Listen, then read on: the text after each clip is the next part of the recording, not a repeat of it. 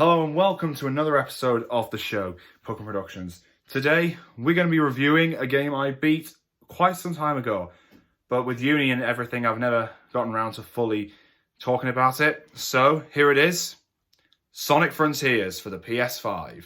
And yes, I said PS5. This will be the first PS5 game I've actually reviewed on the channel, because I got the PS5 for Christmas last year, and I got this along with Marvel's Spider-Man Miles Morales. And I absolutely love this game. Well, I love all Sonic games, but this was a genuine gem. Experience Sonic like never before. Worlds are colliding in Sonic the Hedgehog's newest high-speed adventure. Accelerate to new heights, battle hordes of powerful enemies, and experience the thrill of high-velocity, open-zone platforming freedom across the 5 massive Starfall Islands. Welcome to the evolution of Sonic games. Explore with unparalleled acrobatic freedom. Battle enemies with an all-new combat system. Enter a world of mystery and adventure. So yeah, the back of the box isn't lying. This is the first open world Sonic game. Like, fully open world. It is fantastic. That's one of the main reasons I was so excited for this game coming out. It just looks so cool. And so, it's basically about these Sonic, Tails, Knuckles, and Amy investigating the Starfall Islands, because they were investigating why the Chaos Emeralds were recently drawn there.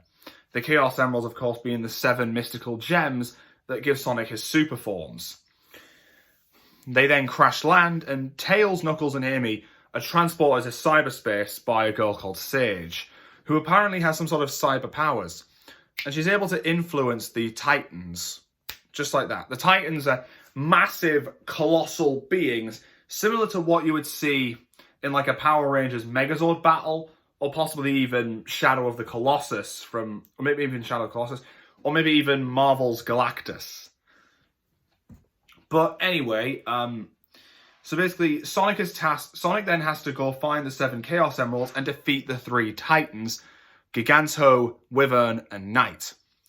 And basically, what you do in the game is run around each Starfall Island, exploring every nook and cranny of the place, trying to find vault keys, which will enable you to access the emeralds, portal gears, which will let you access the cyberspace portals, letting you into the different levels, and also Coco, which are the new aliens of the game, like little rock things. They're like the new aliens in the game. I hope they don't turn out like the Wisps, where they appear in all future Sonic games. Like they were in Sonic Colors, Generations, Lost World, and Forces. 4 games. 4. I hope the Coco don't end up like that. The Wisps were a bit overused, in my opinion. Well, actually, no, 5 if you count Team Sonic Racing. But, yeah, you basically find them and all these different memory tokens to help release Sonic's friends. And Eggman is also trapped in cyberspace. And it turns out Sage is his own creation, like a sort of artificial intelligence. And Sage actually treats Eggman like a father. They kind of like have a surrogate father-daughter relationship, which I kind of liked. And I have to admit, the voice acting in Sonic Frontiers is some of the best I've seen in the Sonic series so far. We've got Roger Craig Smith back as Sonic, and this is possibly one of the best voice performances I've seen him do during his time as the Blue Blur. And the boss fights against the Titans are incredible. Like, you face off against all the bosses as Super Sonic. We've never had that before in a Sonic game. Like, most of the time, Sonic fights a boss, the final boss, as Super Sonic. And it has been a long time since the Chaos Emeralds have actually been incorporated into the story. Like, they were kind of incorporated into the story with Generations, but that was in 2011. It took them a whole 11 years before the Emeralds were integrated into the main story again. And that was honestly really cool. The final boss, Supreme, kind of downgraded it for me. because it wasn't as tough or challenging as the other other three. So, and that is kind of what sank my hopes of this being my new favourite Sonic game. Now, don't get me wrong, this is still a fantastic game. Just the final boss was a bit underwhelming for me. So, Sonic Frontiers is now my new second favourite Sonic game. As of now, my Generations video is outdated. It is now my third favourite Sonic game. Frontiers is my second favourite. Unleashed is my favourite. And all these different enemies you face off against, like Guardians and stuff like that, require all these different skill sets that you use, and you can use a new combat system, and there's a skill tree where you can upgrade everything, and you can find these fishing portals which lets you fish with Big the Cat. And that part of the game was rather relaxing for me. Like, it let me cool my jets whenever I'm not fighting anything. And yeah, the game is just honestly fantastic.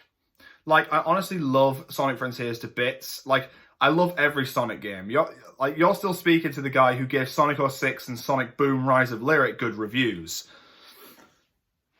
But this is a lot better than those games. In my opinion, this is the second best Sonic game.